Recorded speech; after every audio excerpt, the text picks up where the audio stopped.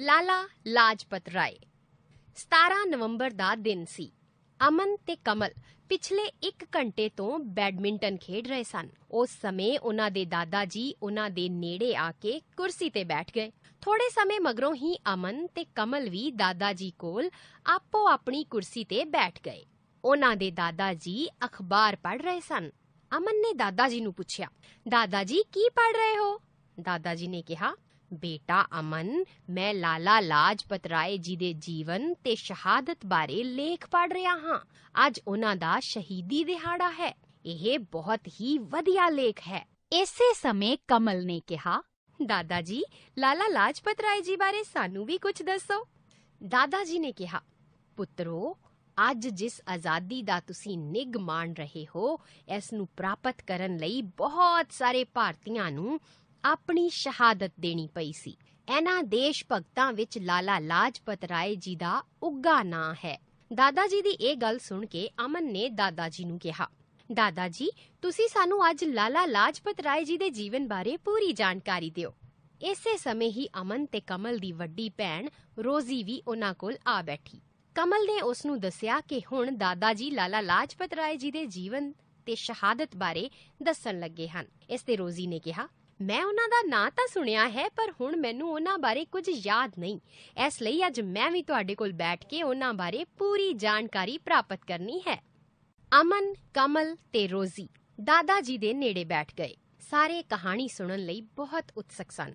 ਦਾਦਾ ਜੀ ਨੇ ਆਪਣੀ ਗੱਲ ਸ਼ੁਰੂ ਕਰਦਿਆਂ ਕਿਹਾ, ਬੱਚਿਓ, ਤੁਹਾਨੂੰ ਪਤਾ ਹੀ ਹੈ ਕਿ ਸਾਡਾ ਦੇਸ਼ ਲਗਭਗ 200 ਸਾਲ ਅੰਗਰੇਜ਼ਾਂ ਦਾ ਗੁਲਾਮ ਰਿਹਾ ਹੈ। ਅੰਗਰੇਜ਼ ਭਾਰਤੀਆਂ ਤੇ ਸਮੇਂ-ਸਮੇਂ ਤੇ ਤਰ੍ਹਾਂ-ਤਰ੍ਹਾਂ ਦੇ ਅਤਿਆਚਾਰ ਕਰਦੇ ਸਨ। ਉਸ ਸਮੇਂ ਬਹੁਤ ਸਾਰੇ ਭਾਰਤੀ ਨੌਜਵਾਨਾਂ ਨੇ ਸੰਗਠਿਤ ਹੋ ਕੇ ਅੰਗਰੇਜ਼ਾਂ ਦਾ ਵਿਰੋਧ ਕੀਤਾ ਤੇ ਆਪਣੀਆਂ ਕੁਰਬਾਨੀਆਂ ਦੇ ਕੇ ਭਾਰਤ ਦੇਸ਼ ਨੂੰ ਆਜ਼ਾਦ ਕਰਵਾਇਆ। ਇਸ ਸੰਘਰਸ਼ ਵਿੱਚ ਅਣਗਿਣਤ ਭਾਰਤੀਆਂ ਨੂੰ ਆਪਣੇ ਜੀਵਨ ਦੀ ਕੁਰਬਾਨੀ ਦੇਣੀ ਪਈ।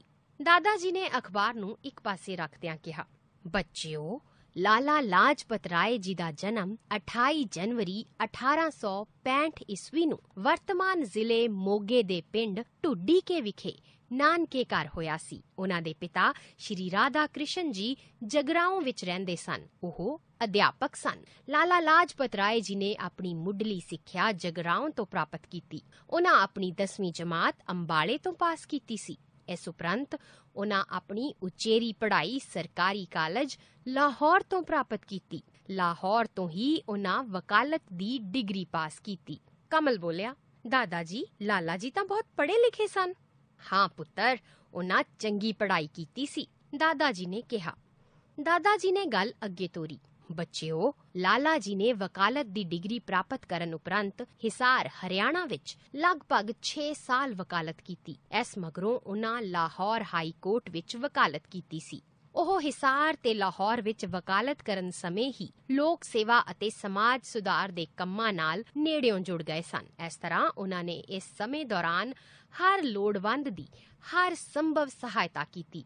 ਰੋਜ਼ੀ ਫਿਰ ਬੋਲੀ, ਦਾਦਾ ਜੀ, ਲਾਲਾ ਜੀ ਹੋਰ ਕੀ ਕਰਦੇ ਸਨ?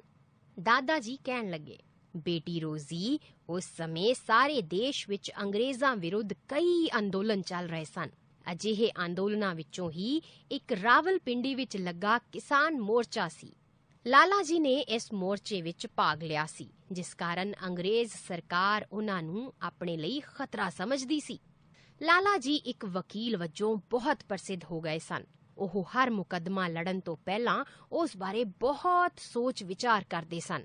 ਉਧਰ ਅੰਗਰੇਜ਼ ਸਰਕਾਰ ਦੀ ਉਹਨਾਂ ਤੇ ਨਜ਼ਰ ਸੀ। ਇੱਕ ਦਿਨ ਅੰਗਰੇਜ਼ ਸਰਕਾਰ ਨੇ ਉਹਨਾਂ ਨੂੰ ਲਾਹੌਰ ਹਾਈ ਕੋਰਟ ਵਿੱਚ ਜਾਂਦੇ ਸਮੇਂ ਗ੍ਰਿਫਤਾਰ ਕਰ ਲਿਆ ਤੇ ਫਿਰ ਪਹਿਲਾਂ ਕਲਕੱਤੇ ਤੇ ਫਿਰ ਬਰਮਾ ਦੀ ਮਾਂਡਲੇ ਜੇਲ੍ਹ ਵਿੱਚ ਭੇਜ ਦਿੱਤਾ। ਪਰ ਦੇਸ਼ ਭਰ ਵਿੱਚ ਉਹਨਾਂ ਦੀ ਗ੍ਰਿਫਤਾਰੀ ਦੇ ਵਿਰੋਧ ਕਾਰਨ ਸਰਕਾਰ ਨੇ ਉਹਨਾਂ ਨੂੰ 6 ਮਹੀਨੇ ਪਿੱਛੋਂ ਰਿਹਾ ਕਰ ਦਿੱਤਾ। ਲਾਲਾ ਜੀ ਦੇਸ਼ ਦੀ ਆਜ਼ਾਦੀ ਤੇ ਉੱਨਤੀ ਲਈ ਵਿੱਦਿਆ ਨੂੰ ਬਹੁਤ ਜ਼ਰੂਰੀ ਸਮਝਦੇ ਸਨ। ਉਹ ਅੰਗਰੇਜ਼ੀ ਵਿੱਦਿਆ ਪ੍ਰਣਾਲੀ ਦੇ ਵਿਰੋਧੀ ਸਨ। ਇਸ ਲਈ ਉਹਨਾਂ ਲਾਹੌਰ ਦੇ ਡੀਏਵੀ ਕਾਲਜ ਦੀ ਕਮੇਟੀ ਵਿੱਚ ਹੁੰਦਿਆਂ ਉੱਥੇ ਵਿਦੇਸ਼ੀ ਭਾਸ਼ਾ ਦੇ ਨਾਲ-ਨਾਲ ਮਾਤ ਭਾਸ਼ਾ ਦੀ ਸਿੱਖਿਆ ਵੀ ਸ਼ੁਰੂ ਕਰਵਾਈ। ਅਮਨ ਦਾਦਾ ਜੀ ਨੂੰ ਪੁੱਛਣ ਲੱਗਾ, ਕੀ ਲਾਲਾ ਜੀ ਕਦੇ ਵਿਦੇਸ਼ ਵੀ ਗਏ ਸਨ? ਦਾਦਾ ਜੀ ਬੋਲੇ, ਬੇਟਾ, ਲਾਲਾ ਜੀ ਕਾਂਗਰਸ ਪਾਰਟੀ ਵਿੱਚ ਸ਼ਾਮਲ ਹੋ ਕੇ ਕੰਮ ਕਰਨ ਲੱਗੇ ਸਨ। ਕਾਂਗਰਸ ਪਾਰਟੀ ਵੱਲੋਂ ਹੀ ਉਹ 1905 ਈਸਵੀ ਵਿੱਚ ਪਹਿਲਾਂ ਇੰਗਲੈਂਡ ਤੇ ਫਿਰ 1914 ਈਸਵੀ ਵਿੱਚ ਅਮਰੀਕਾ ਵੀ ਗਏ ਸਨ। ਉਹ ਵਿਦੇਸ਼ਾਂ ਵਿੱਚ ਭਾਰਤੀਆਂ ਨੂੰ ਦੇਸ਼ ਦੀ ਆਜ਼ਾਦੀ ਪ੍ਰਾਪਤ ਕਰਨ ਲਈ ਭਾਸ਼ਣ ਵੀ ਦਿੰਦੇ ਸਨ ਤੇ ਅਖਬਾਰਾਂ ਵਿੱਚ ਲੇਖ ਵੀ ਲਿਖਦੇ ਸਨ।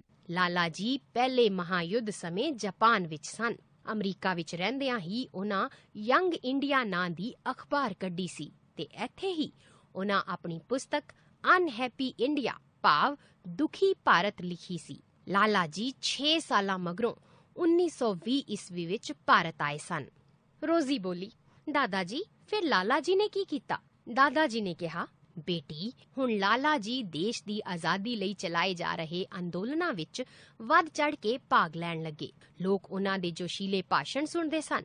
ਲੋਕ ਉਹਨਾਂ ਨੂੰ ਪੰਜਾਬ ਕੇਸਰੀ ਆਖਣ ਲੱਗੇ ਸਨ। ਲਾਲਾ ਜੀ ਦੀ ਵੱਧਦੀ ਮਕਬੂਲੀਅਤ ਵੇਖ ਕੇ ਹੀ ਅੰਗਰੇਜ਼ ਸਰਕਾਰ ਨੇ ਉਹਨਾਂ ਨੂੰ ਕੈਦ ਕਰ ਲਿਆ ਤੇ ਫਿਰ 2 ਸਾਲਾਂ ਮਗਰੋਂ ਛੱਡ ਦਿੱਤਾ ਸੀ।